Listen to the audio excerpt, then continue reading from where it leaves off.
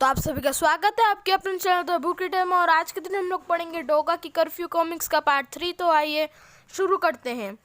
क्या था वो इंसान? उफ, 25वीं मंजिल से नीचे कूद पड़ने वाले उस रहस्य को हम पागल न कहे तो क्या कहे, मगर पाँव जमीन से जा लगे जलजले के। धप, सही सलामती नीचे उतर आया था वो।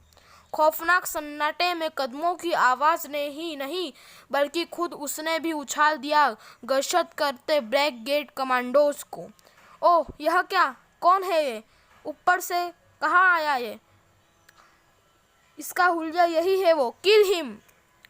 न्याय की चाबुक का वार हुआ पहले। च्यूम आ च्यूम ई च्यूम आई।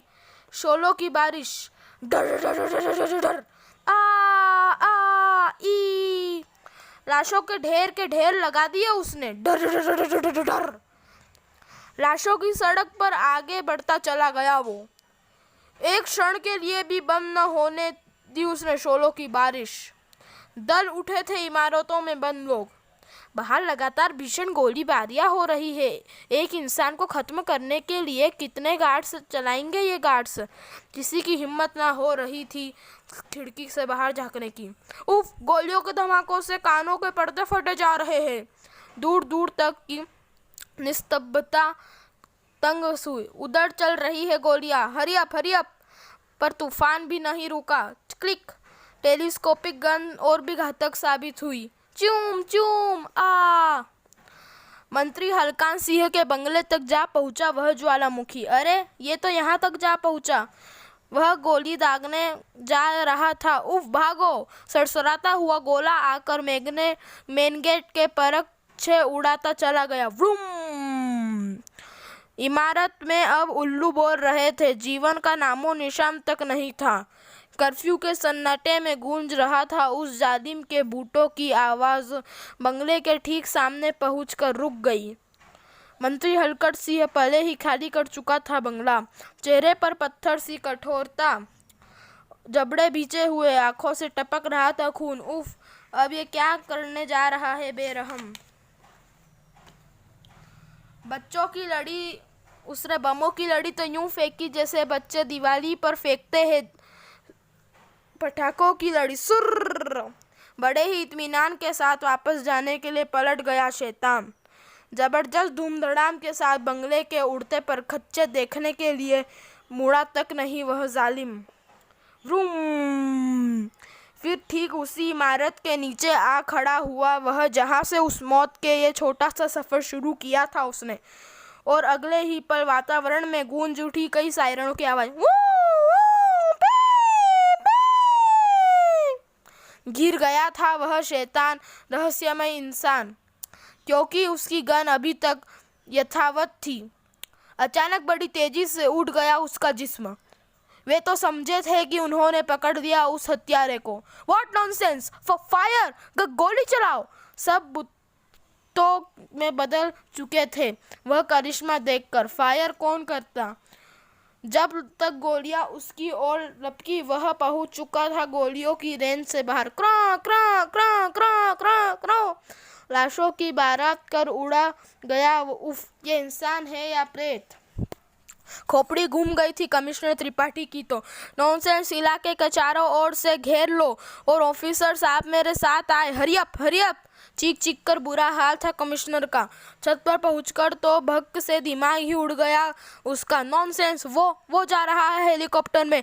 उफ, हम पुलिस वालों के दिमाग को क्या हो गया है? नॉनसेंस है हम। सर, ये देखिए।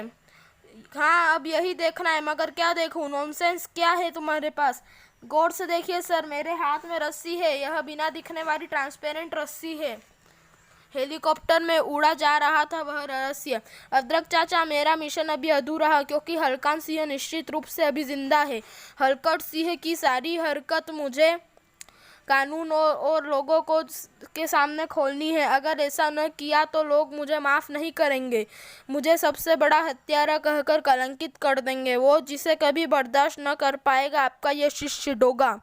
इंसाफ की जो जंग तुमने शुरू की है डोगा, कानून उसे कभी मान्यता नहीं देगा। कानून की निगाहों में तो तुम हमेशा ही एक मुजरिम रहोगे। हाँ, जहाँ तक लोगों का सवाल है, तो तुम्हारे साथ भारत का एक एक बच्चा रहेगा। लोहा सिंह के चेहरे के जर्रे पर मंडराता रहा था आतंक। सरदार सरदार जबड़े सख्ती के साथ बीच लिए थे हलकान सिंह ने। लोहा सिंह कोई मनहूस खबर लाया है तो जल्दी से सरदार शब्द तक न निकल पा रहे थे लोहा सिंह के मुंह से। शोला लपका और समा गया लोहा सिंह की ठीक मस्तक के बीच में।